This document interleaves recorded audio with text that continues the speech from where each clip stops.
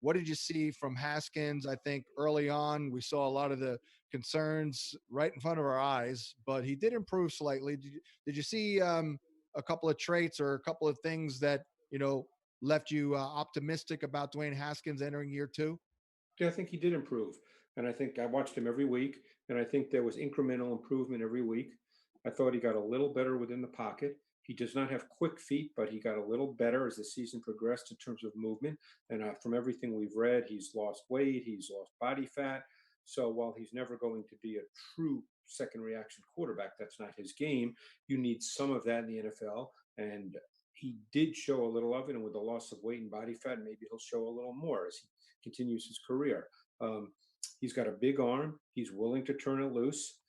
So I thought he did improve as the year progressed. Now, again, with no real off season, they did bring in Kyle Allen, who knows the offense.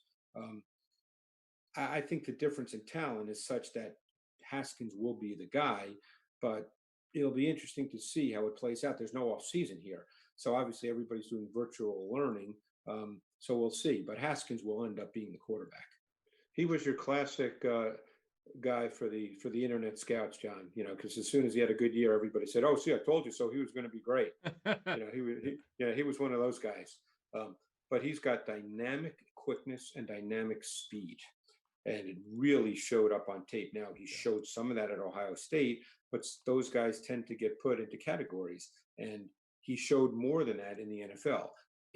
At Ohio State, we all saw the speed. He could run by people. He made a lot of vertical catches. Yeah. People knew that about him. Yep. So they put him sort of in the Will Fuller category. Yeah. But he showed more than that. He showed some toughness. He ran a lot of in-breaking routes, slants, caught the ball, tremendous, sudden, instant acceleration. Yeah.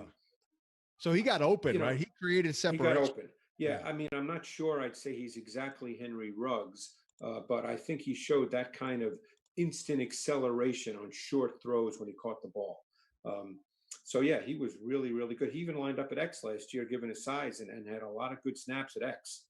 Right. So here are my thoughts on their offense. It's going to be a run-based offense. It's going to go through Geis and Peterson.